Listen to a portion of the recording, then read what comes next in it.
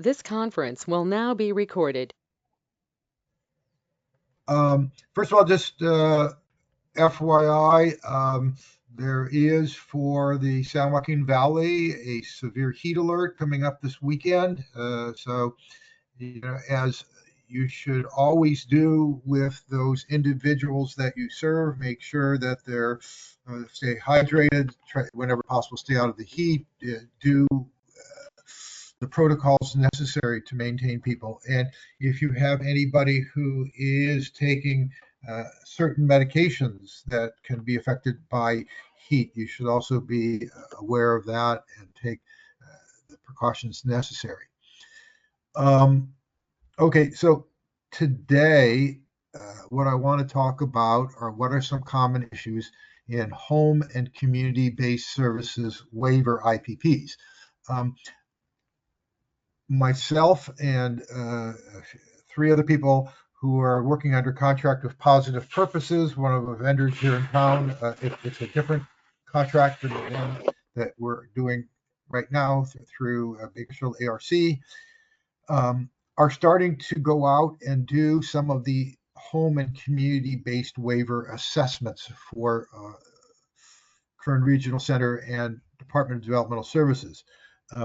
As many of you know who have been to any of my previous trainings or went last week to the Tom Pomerantz training, the federal government through the Department of Community Services and the Medicaid and Medicare services came out with a set of rules in 2014 on how they wanted services to be provided for people living in residential facilities and going to programs during the day, as well as people receiving certain types of vocational services. And those regulations came out in 2014. There are 10 rules. 6 of them pertain to day and vocational.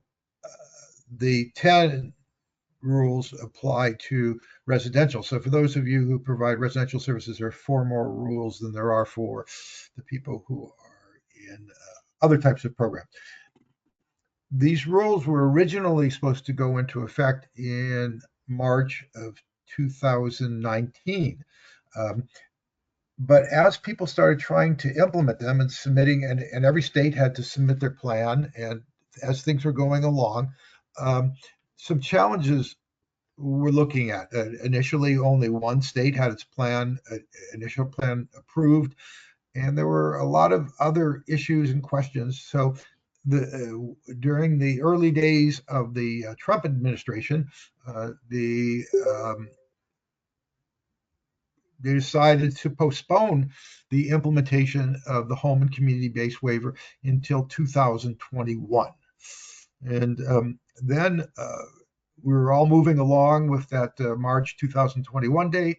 And then in March of 2020, all of a sudden, we're experiencing the pandemic, the stay-at-home order, the radical change to the way we were providing services to individuals, many of them being remotely or through other ways of providing it. So the traditional model that we had been using for many years was sort of put aside while we were dealing with the issues of the pandemic. So the service model changed, and we started doing more alternative type services. Some of these fit perfectly well with what we were trying to do with the home and community-based waivers, and others were just temporary to try to continue to monitor and really look to maintain the health and safety of those individuals that we serve. But the federal government Sorry, we got Sherry and Angie. We have Sherry and Angie unmuted.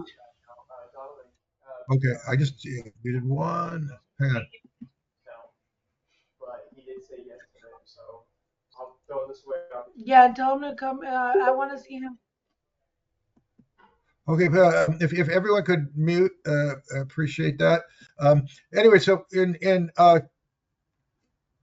2023, the final regulations were supposed to come in. So after the delay from 2019 to 2021 due to the complication of the regulations, the delay from 2021 to 2023 based on COVID, the rules were finally supposed to go into effect in March of 2023. California, we worked very hard, and at Kern Regional Center, they worked with many of you uh, to get your program design, your internal procedures, your documents together so that they would meet those requirements of the new home and community based waiver services. And so California submitted that to the federal government. The federal government took a look at it and said, wait a minute, we don't necessarily agree to the way you did this. We really would like to see someone go out to all of these programs and actually eyeball to eyeball look to see how it's being implemented. So it's one thing for a provider to put on paper that they are doing the new rules, the new look, but it's another thing to actually do it in person. So we want everyone to be assessed. So California was put on a corrective action plan. So the state of California, the whole state, and many, many other states too. It wasn't just California. There are only like something like 7 states that say that they feel that they are completely in compliance. And the federal government has not come back and said whether they are or not. But our focus is really just on California and what's going on here in Kern, Inyo, and Mono counties. So our three areas that we serve are really where our main focus is. And the main focus with those three counties is to try to get people into compliance with the new rules and regulations. Now, the Department of Developmental Services, who are the folks that oversee the regional centers, gave the regional centers until August 31st of this year to get out and look at all of the programs. So some of you have already had your assessments. Some of you are going to be having your assessments in the near future. And what we're going to be looking for is how you are doing in comparison to the requirements in the 10 rules. If you're in complete compliance, we'll pat you on the back, attaboy, attagirl. That mean you're really doing what you need to do. Uh, I happen to believe that with quality assurance, we can always do more. So even if we're meeting all the requirements are a minimum. We want to be at best practice, which is where the standard of our industry is right now. Where are people going? Where do people think we should be moving towards in terms of providing services to individuals to provide for the greatest independence, the greatest community, the greatest choice, the greatest respect, the greatest dignity. So that's the direction that we're moving towards. Okay, so let's get started. Hang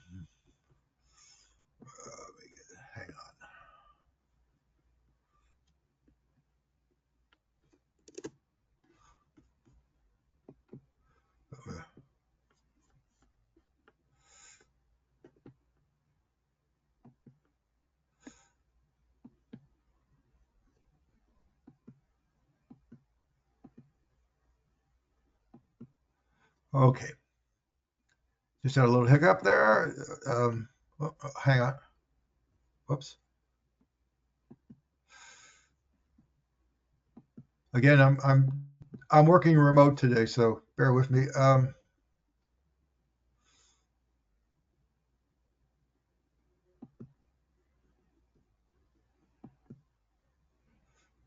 that's not what I want.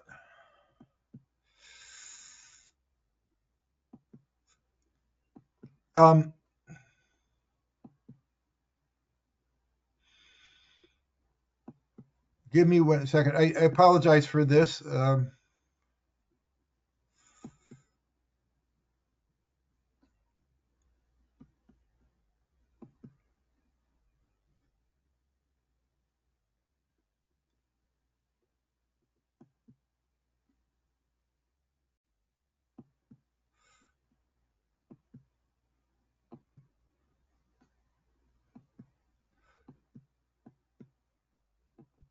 Okay, there we go.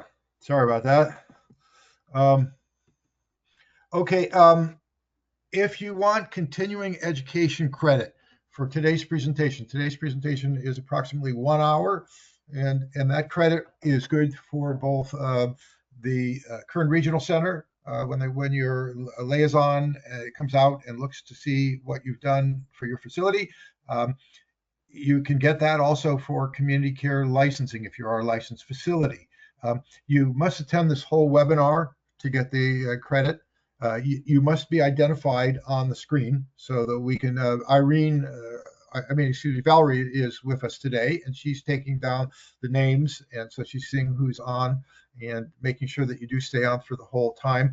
If you have more than one person in the room, and you want to get credit for more than that one person, we need to know who that other person is. So you need to either put them on the screen, put them in the chat, do something. If you came in by telephone, you need to identify yourself as well so that we know who you are, so we can make sure you get the credit. Now, one of the things that we do require is that you provide us a document that shows that you really did attend the whole thing and you understood what was being said, which then means that you need to submit to Bakersfield ARC through Irene, and the email address is on the screen there. Something which identifies 3 concepts that you learned through the presentation today. And it can be just bullet points. I don't want it necessarily a textbook. So just write down the 3 things that you learned today about what needs to be in an IPP, for example. And that would suffice. And we ask that you, because it just makes it so much easier for both you and for us, if you submit your request for the continuing education within 30 days. So that way we can do that all timely and keep the record straight. Okay, through this grant, and this grant is the Bakersfield ARC. There are 2 grants. There's the Bakersfield ARC has one of the grants, and then there's Positive Purposes that has another grant. But this particular grant is the Bakersfield ARC grant. We have contracted with the CQL, which is the Council on Quality Leadership. They are a national organization that provides services and accreditation for programs that serve persons with IDD. They also do services for persons with mental health challenges and elderly, but our focus is obviously on the IDD. And we've been running a series of classes through them since last October. And the 3 that are on the screen are repeats of classes that we've offered previously, but we think that they're strong enough and important enough that we can pick up more people and you can send more staff, and they're just really excellent courses, top line courses. If you were to go onto the CQL website and sign up for a class through CQL, these classes run $100+ per class. You can get these classes for free. You get the 4 hours of continuing education, and you get. Please turn off your microphone. Please turn off your mic. Sorry about that. Sorry. Okay, so anyways, so there is person-centered thinking, which is the direction that is basically the foundation of which home and community-based waivers is based off of. So when we talk about person-centered thinking, that's what the plan's supposed to be written, and that's the way the services are supposed to be provided. And that's the idea that we're going to the individual whose plan it is and finding out what their hopes, their dreams, the desires that they have for their life. So this is a course, it's an intro course. It's just 4 hours. Kern Regional Center offers a 1-week class where you can get training in person-centered planning, which is a much more in-depth class and really explains the process and shows you really how to do a hands-on plan. This is just an overview and gives you the concept of how you can do it. But it's excellent, excellent course. The next one, and that's going to be offered on June 25th. That's next week. There's still plenty of room to sign up for that. If you want to sign up, you can contact Valerie at Bakersfield ARC, or if you get my monthly newsletter. There's a newsletter that comes out every month from Bakersfield ARC, usually in the first week of the month. And in there, it has a number of training opportunities, as well as usually an article specific to the home and community-based waiver, and also other information about what's going on in our developmental services system. So it's a good thing to read. And in there, you've got all the website information so that you can sign up for the classes. So if you want to sign up for this one coming up next week, or again, that will be offered in September, you can do that. Exploring communications, not everybody communicates orally, or maybe they just have a limited vocabulary and use other things to communicate. So this is a class that really looks at alternative ways of communicating with individuals when that can be somewhat of a challenge. And how do you make sure that you're meeting their goals and objectives, and looking at what their hopes, their dreams, etc. And so, again, introductory course on communication. And then the last one, which I always mess up on. So Valerie, you're going to need to help me again. 3 E's, the foundation of informed choice. And those are education, experience, and oh my goodness. Now you got me stumped here today. Anyways, I got the last one, exposure. I had to think about it. Education, experience, and exposure. Thank you. I need to have it right in front of me.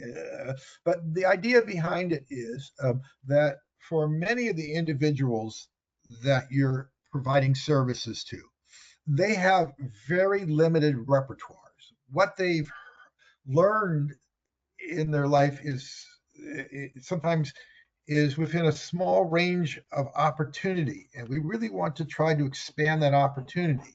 So for an example, I'll give you 2 examples. One is I was part of a team that looked at moving persons from Porterville Developmental Center out into the community. And so when we first started, we went up to Porterville. We were a bit naive, and we said to the individuals up there, "So where do you want to live? We have 3 or 4 different options. You can go to a group home. You can go to a family home agency. We've got some supported living. We've got some specialized homes." And the individuals who were residents at Porterville sort of looked at me with a blank stare. And the reason for that was they had lived the last 25 years in some cases, at Porterville Developmental Center. So their repertoire of what they knew about where they live had to do with what life was all about on Ward 6, and what time breakfast, lunch, dinner, what activities were done during the day, those sort of things. So what we found very early on is that we had to really go out and take people out into the community. Okay, so have them spend a weekend at this type of home, have them spend a weekend. So give people 4 or 5 options, and then come back to them and say, okay, now that you've had some experience, some education, and some exposure, which one of these do you really think really best suits your needs? Another example, we at Bakersfield ARC have gone to 100% community-based services. We don't provide any site-based day services anymore. When we first started looking at this, and we're talking with the individuals, saying, okay, so where would you like to go in the community? And the 3 things that we heard the most often was Dollar Tree, Walmart, and Valley Plaza. And when we looked at it, that was what most of these individuals knew. So that if their family was taking them out in the evening or on weekends, it was usually shopping, and there wasn't a lot of other alternatives available to the person. So starting to take that individual out to, let's say, doing volunteer work one day a week at the the zoo that's out there, working at a senior center, doing the food bank, maybe doing a social recreational opportunity on an afternoon, maybe being part of a baseball league or something, was something that wasn't part of their repertoire. So we started taking people out to see these things, and people said, "Yeah, I like that. I really want to do more of that." Or no, I don't. The animals scare me. It's not. That's not what I want to do. Or I don't. It's kind of boring for me. Uh, then we knew that we needed to look at other opportunities for some folks. For some folks, that seemed to work. And we also, by asking people as they started seeing different things that are available, finding out what was their interest, where would they like to go, and what would they like to do, and how could we make their life more fulfilling by doing these different activities. So that became the focus of the direction that we went. Now, other trainings that are available, I do this training basically twice a month. And this month we're only doing it once because we had Tom Pomerantz for 4 days last week. And then I also do a 1.5 hour webinar on a topic, and that will be for this month, next Wednesday at 10 a.m. So this grant offers 3 trainings a month plus the CQL training. So there's a lot of opportunities that are out there for you as well. In addition to that, the other grant that's out there through Positive Purposes, they're offering some coursework. They just finished up with the 4 days of Tom Pomerantz coming to Bakersfield. For those of you who didn't get to see this event, it's well worth watching.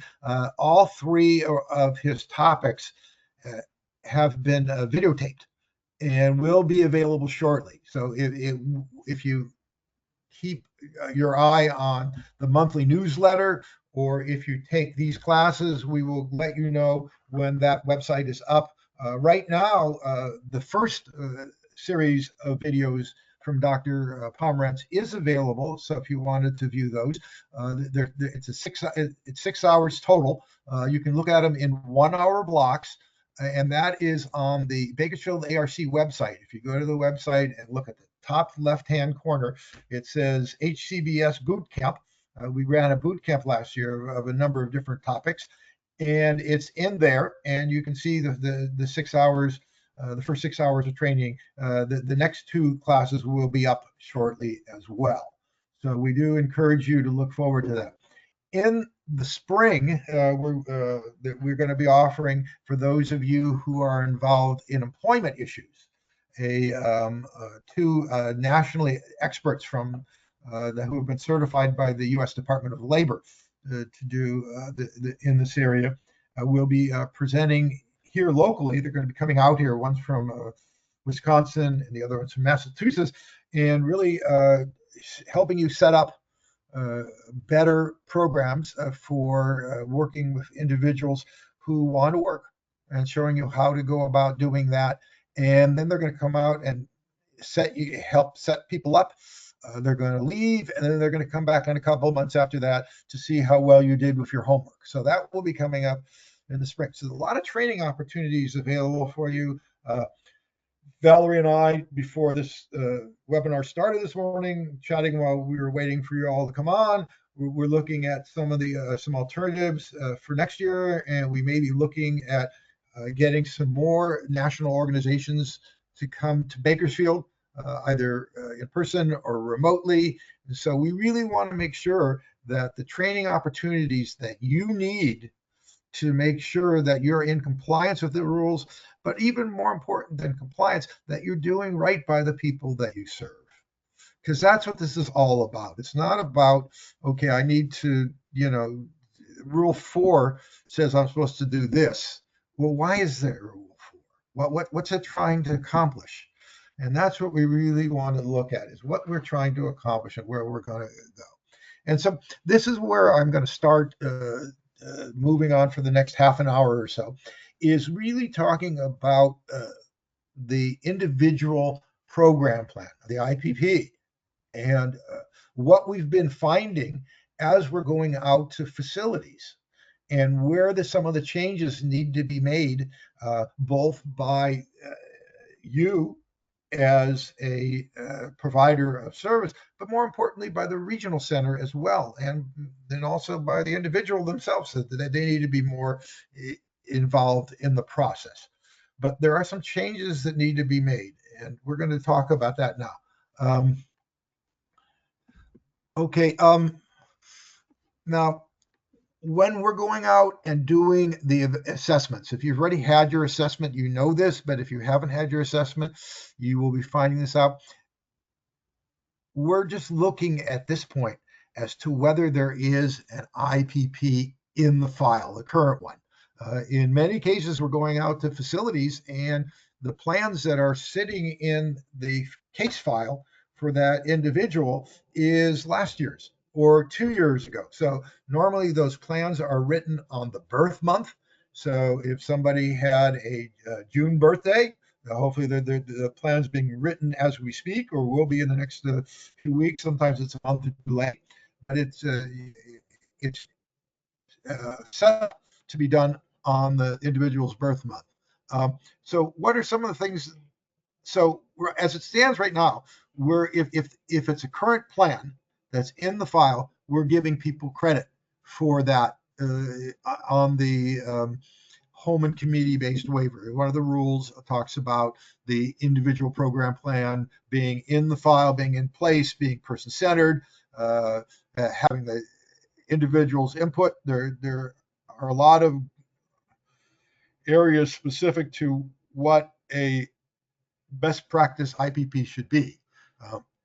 At the moment, because the plans are written by the current regional center at a meeting that you and the client and hopefully other people that are involved with that person's life are at, have been written in the old style, and we're now moving to a new style.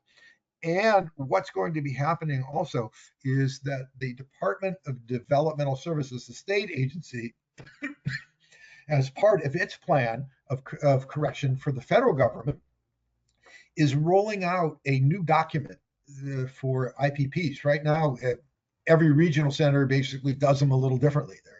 I sometimes joke and say that there are 21 regional centers and there are 22 different ways of doing things. So what's happening now is that they're trying to standardize the document so that what gets done at Kern Regional Center and what gets done at Redwood Coast Regional Center are the same document. Obviously, what it's going to say is individualized to different individuals, but using the same format, asking the same questions to try to really push the process towards person-centered approach. So one of the things that I've been finding when I've been going out is that the IPPs are not reviewed by the residents. So that once the plan is written, it's put into the chart, and hopefully the staff are going over it every so often. Hey, these are the goals and objectives that we're supposed to be meeting for George. But I don't see them going back to George and saying, okay, George, this was the plan that we wrote last March in your birth month. Are you still interested in this? Is this right for you? Or how are we doing when it comes to meeting this goal? So the IPP is not just a document that goes into the record, or a document that you as a staff person look at and say, okay, it says, number 3 says that George is going to start participating in the local Methodist church and be, going to start going regularly and being involved with a Bible study class and some other things, because that's something that he really spoke about in his plan. Okay, is that happening? Is George happy with that? Is this meeting a need? Are there any challenges related to that? How do we move forward with that? So we really want to make sure that we're reviewing this plan not only with the regional center, but we're also reviewing it with the resident or the individual who's in your day program as well. IPPs do not contain information about individual needs and goals, limited with person-centered information. I see a lot of IPPs, and again, this is not necessarily a fault of the provider. These are being written by the regional center, but we're going to be working as a team with both the regional center getting this new document and the training that they're getting, and then this training like this for you to change this. So when I say what we're not doing, it's not to be critical, it's to share with you some of the areas that we need to really focus on as we move forward with the changes that we're making to this process. So sometimes the IPPs do not contain information about individual needs and goals, and it's limited with person-centered information. So I have seen a number of plans that you go out and it says that Mary will live in the Smithfield home, residential home, level 4I. Mary will go to the Jones Employment Center, and Mary's health will be maintained. Okay, so those are three events or three places. They're not goals and objectives. It's not person centered. It doesn't talk necessarily about the person. So we really need to look at getting them more focused on if the issue is the person's living in this home, why are they living there? What choices have they been offered in terms of this home versus another home versus what resources? If they're going to a specific program, do they really want to go to that program? Would they rather be working? If they are working, are they working at a job that they really would like to work at? So how do we move that forward in writing the document? Because the document is where it all starts. I sometimes use the analogy of when you go to your doctor's office and he writes you a prescription, and then you go to the pharmacy. The pharmacy is going to fill that prescription exactly how it was written by the doctor. So that's the same sort of thing here. When we write that plan, it's now supposed to be you as a provider are supposed to be fulfilling that plan as it was written at the team meeting. So not necessarily the doctor, but at the team meeting when that plan gets written, then that's what you work from. If that plan just says that the person is going to be living in your home or attending your program, how do you move? What's your next step? Yeah, okay, he's attended. He's been here. This month he was here 22 days. That's good. That's good attendance. That's not really hopes and dreams. That's just an event. So we want to move on from that. Choice for community integration and employment are lacking in IPPs or do not exist. So when we talk about, okay, we want people to be part of communities, not just going out in the community. Some facilities say, okay, well, we take the clients out 2, 3, 4 times a month. That's an outing. We want to develop communities. I was mentioning earlier about, let's say, in a client's goal that he wanted to be part of the Methodist Church in his neighborhood's Bible study group. So now on Wednesday nights, he's going there. Everybody in the group knows George. Everybody in the group, he's part of that community of individuals who are interested in studying the Bible from a Methodist perspective, and that's his group. Other folks may want to be part of a bowling league or a group that goes out fishing at Truxton Lake on a Saturday afternoon, or going bicycling, so we want to develop communities, and that's what this is all about. And as far as employment goes, check with people, find out, is that even something that they're interested in? I talked to one provider that I was doing some technical assistance with, and they said, all of the individuals that we have in our program, they're here for day services. Many of them have had some significant behavioral challenges in the past, and we're working with them on community skills and better understanding when they get frustrated and upset, or something causes them to have some challenges, how to de-escalate the situation. So that's our main focus. So I said, well, so where does that say that anywhere? Is that in the plan? Is that to say that the individual has chosen at this point in time to really focus on those areas and not employment? So that needs to be in the IPP.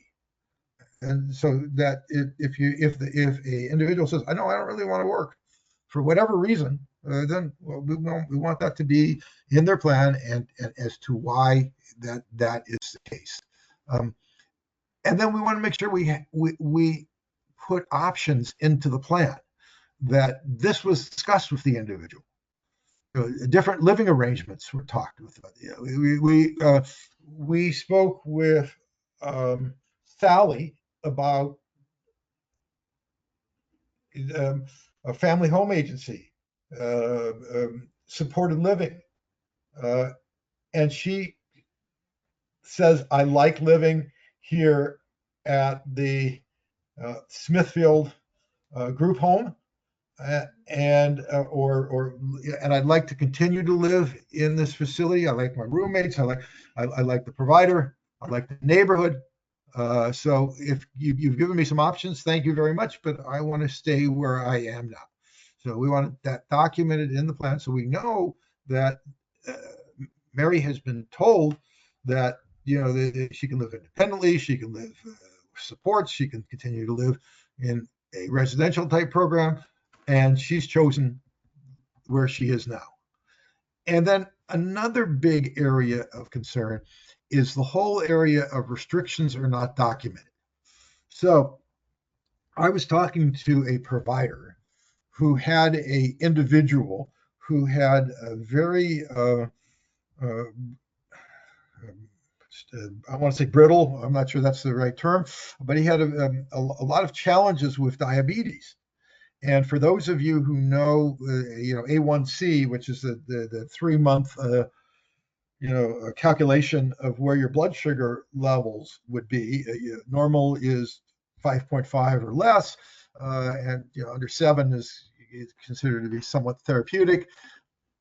This gentleman was running 10, 11, 12, very, very high levels. And the provider said to me, well, I've read the new HCBS rules, and whereas before we restricted him, we didn't let him have certain foods, we didn't let him, we limit his access to the kitchen. Now the rules say we can't do anything like that. So, we're going to have to let him go back to, unhealthy eating, because he doesn't, so what we talked about was a couplefold. One is, yes, indeed, you can put restrictions on individuals.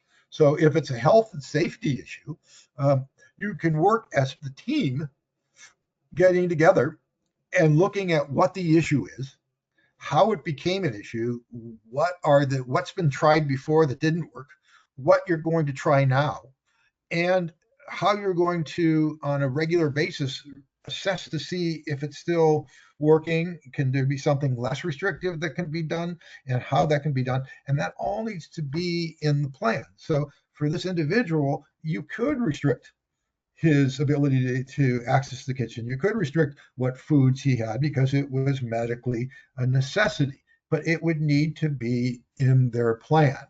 And so, that's one of the things I hear sometimes as well. The plan says people can have visitors at any time, they can have food at any time, they can do this, they can do that, and it's not necessarily safe for this individual. Well, then we need to look at how do we document in the plan what A is the issue, B, what's the least restrictive way we can deal with that issue, and then where we can put together a plan, how we're going to look at that over time, so that we don't just put a restriction out there and leave it for the next 10 years. And what are we doing to look at less restriction for that individual that will work for them? So again, IPPs do not document employment interests, lacking individual choice for employment. So it doesn't say anything. And employment, California in 2013 passed a law that said that we should be looking at employment first, that for any adult with a developmental disability, before we look at providing them with a program during the day, we should be looking at doing employment. And yet we still have many day activity programs. We have many young adults that are coming out of public high schools and are going into day programs. And the state is really saying, well, no, we really want you to be looking at employment instead of somebody being a consumer. Let's talk about somebody being a producer. And what are the next steps to do that? And employment can also be voluntary.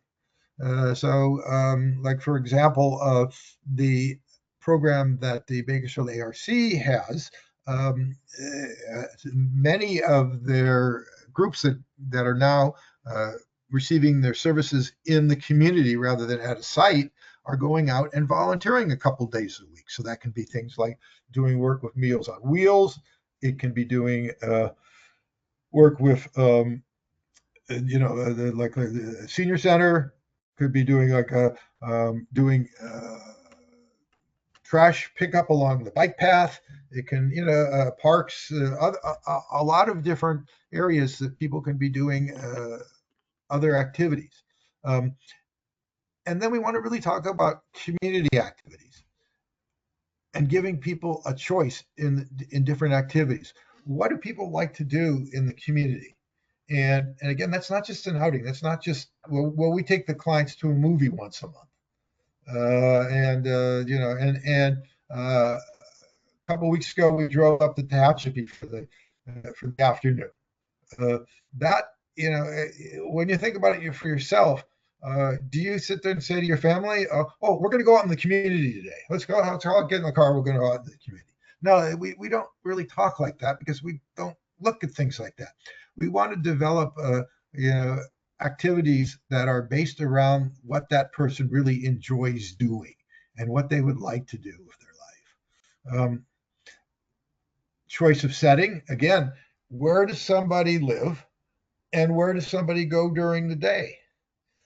And did they choose that? Or was it like 3 or 4 years ago when they first came into your program, the regional center just said, okay, here's a referral for Robert, and we'd like you to, here's a purchase service, start providing services to Robert. And Robert was never really offered any other choices to this day.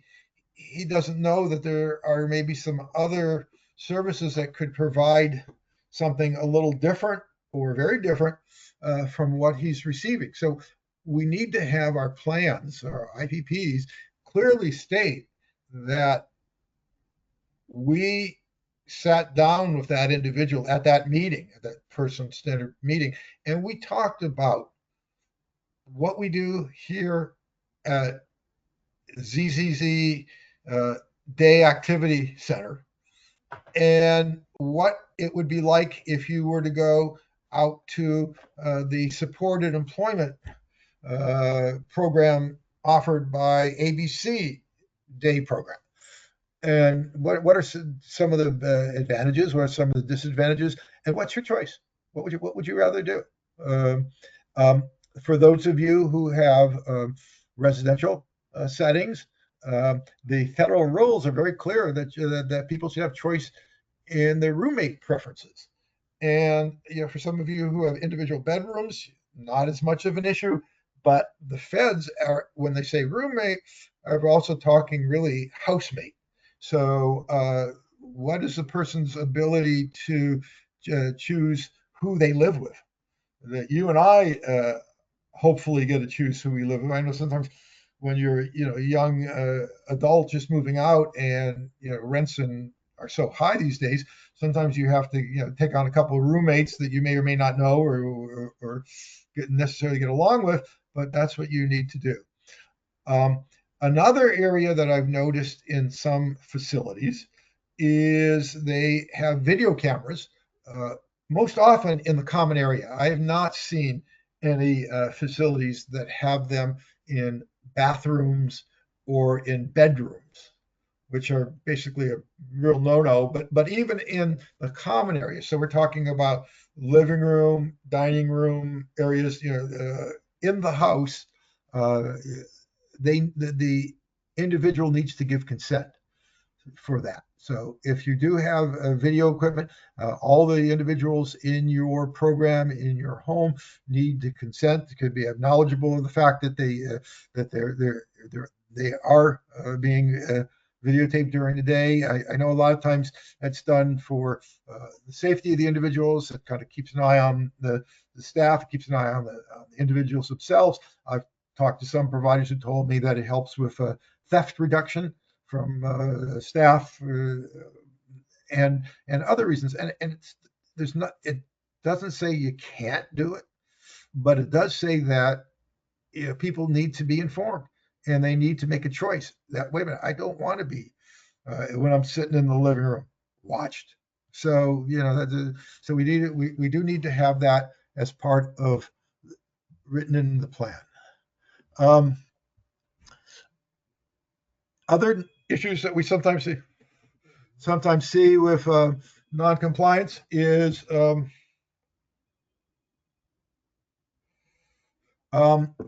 that there is a scant IPP scant with person-centered information. And again, who's that person all about? What's going on with them? And we talked a little bit about that earlier. IPP is not available. I mean, I've gone out to a number of facilities and they don't have a current IPP. Now, how you go about providing services to somebody when you don't have a plan, it can be a bit of a challenge and it puts you on the spot. So, what I've been told is sometimes the plan meeting takes place. The regional center service coordinator then says, okay, I will get back to you in a few weeks. And then they don't get the plan back to you right away. And you go on about taking care of your facility because you got to, you're going in multiple directions all the time, and it just doesn't come. Some secretary didn't send it out or something happened, and so you need to stay on top of that and make sure that if you're not getting it within a month or two, that you contact the regional center and say, hey, listen, I don't have the plan. We had that meeting in April and it's now June and I don't have the plan yet. So is it done? And well, yeah, it's been approved. It was reviewed by my supervisor. Well, then can I have a copy of it? Can I have it today? So could you please email it to me right now? So you have that plan, and then when you get the plan, then you're reviewing it with your DSPs, the people who work in your program. Hey, this is what we're working on with Martha, and you're also reviewing it with Martha herself. Martha, this is a plan. Remember that meeting we had 2 months ago, and this is what we put down in the plan. Is this like what's it all about for you? And you can go from there. Okay, the plan seems service-based rather than person goal-centered language. And that's where we're talking about, like I mentioned earlier, client will attend the George vocational program. So it's not about the client, it's about the service. Okay, what are they going to get? They're going to get they're going to go every day to so, and then when they get to the George vocational program will do. They have 4 or 5 different things that they do there, and the client will be involved with those 4 or 5 things. Where did they actually talk with that individual and say, okay, what would you like? If you're going to George Vocational Services, what services does George Vocational Services need to provide you with so that you can have the job that you want? So instead of setting it up so that it talks about what the plan is offering or the service provider is offering, it talks about what you want in your plan. The IPP didn't contain information about setting options. And again, we need to make sure that it says that the client wants to be at your setting and that he's been offered or she has been offered other services, including different alternatives. And they said, "Hey, I want to be here, and this is what I want to do here, and this is how I want you to accomplish that." So we have that. Plans include identical boilerplate information that was copied and pasted. Now, I've seen some plans they took last year's plan and they put it into this year's plan, and it's going to be, and it was the year before that's plan, and it really isn't individualized. It's all about a plan that was written in the past. Or I've seen plans that were 2 or 3 clients in the same facility, and the plan looks very closely, if not identical, to the other individuals in the program. So these plans are, again, the first thing, and it's individual program plan, not group plan that's written again and again. And finally, as we've said this before, plans don't contain information about a person's preference. Other areas we need to really look at is I've seen IPPs that were based on a parent's preference rather than the person's. So, for example, the parent says, "Oh, I don't want George going to work because it might affect his SSI, and we need his SSI to help out with the expenses in the home. George lives at home, and so we don't explore any employment options for George because it doesn't work for the family." Well, that's the parents' preferences, not necessarily George's preferences. There are things that can be done to specifically address issues related to SSI and employment. Big Shell ARC has 2 individuals who are employment specialists who can help with issues related to work. And there are a number of programs so that the individual actually ends up receiving more money, even though their SSI might be reduced. The net effect is that they will be receiving more over time. IPPs didn't include justifications on restrictions. Again, we talked about that earlier.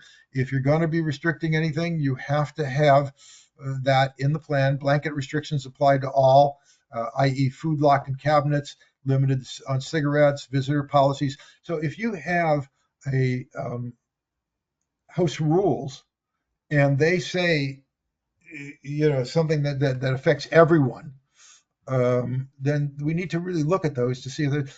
The one I see the most often is no alcohol and drugs. Well, first of all, if someone's over 21 years of age, alcohol is legal for them. But for some individuals, is that if they have medications, which may indicate that you shouldn't use alcohol, then maybe we need to look at writing a restriction specific to that individual related to alcohol. Same thing with drugs. Marijuana is now legal in California, not legal at the federal level, but legal in California. And what are the restrictions related to that? If you have maybe a no smoking policy in the home, it's going to be the same no smoking policy for that. That would be a legitimate plan. But to have a blanket restriction, like I say, all cabinets are locked. If you want a snack, staff will provide it for you. And visitors only allowed between 10 and 5 in the evening. Those sort of things. Those are not in compliance with the rules. It's 10:54, and I've talked quite a bit, and I've got a number of more slides, and this is really the end of this particular section. I can go ahead and for those of you who are interested in this topic, I can make this my topic for next Wednesday's webinar, where we start going into what is an ideal IPP. Now I've been talking today about where some of the challenges are. I want to now start working on where do we go from here. So if you would like to join me next week at 10 o'clock in the morning, we will be talking specific to that. So at this point, I'd like to open it up. If anybody wants to open their microphone up and say, hey, great job, or, I think you missed the boat, or what about this question? I will take that now.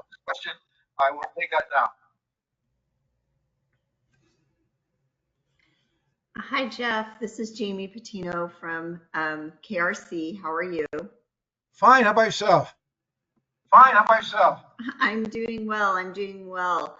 I really appreciated this topic because, as part of what we've been looking at when we go out to do these site visits, I think it's really helpful for everybody to kind of hear why it is we're looking at it and how it connects to the individual's life and how we can clearly see that we can all do better. I think that's kind of a big takeaway from all of this is there's still a lot of work to be done, and I think that sometimes we get a kind of a mixed signal that when we think we're compliant, like the work is done. But the reality is that I feel like this is an ongoing for forever. We can always enhance. We can always do better on our end as far as exposing our individuals to things that that they maybe didn't even think about before or would find interesting. And I thought Lisa Joe, in a meeting that we were in, really kind of summed it up nicely. An outing is more than just leaving your driveway. There it's it can be something that's really part of the community. And I think you used a few examples about, just going to the movies once a month or whatnot, but really trying to help create some of those meaningful things that people would really enjoy doing or be part of a bigger community in doing. So thank you again, always, for your presentation. You're welcome. You're welcome, and I enjoy working with you. And are there any other questions or any other concerns that people have in terms of what I raised? Because it's a real different shift in terms of the way we do things. I would just say that it's still a learning process for a lot of individuals because, like we have gone to Paul Moran's trainings in the last 2 years, and what does he say? It's the way I was taught, right? And that's how we have done it because it was taught by a manager or so forth. So we're doing the best that we can with what we're given, right? So it's just changing the mindset of a lot of people, organizations, vendors, to just see things in a different light. And I think eventually, everyone will get there. All right. And with that, that's a very positive note to end on. I will see some of you next week. And again, we're going to be talking about what is an ideal IPP next week. And that'll be an hour and a half course going from 10 to 11:30 next Wednesday. All right. Goodbye now. Thank you, Jeff.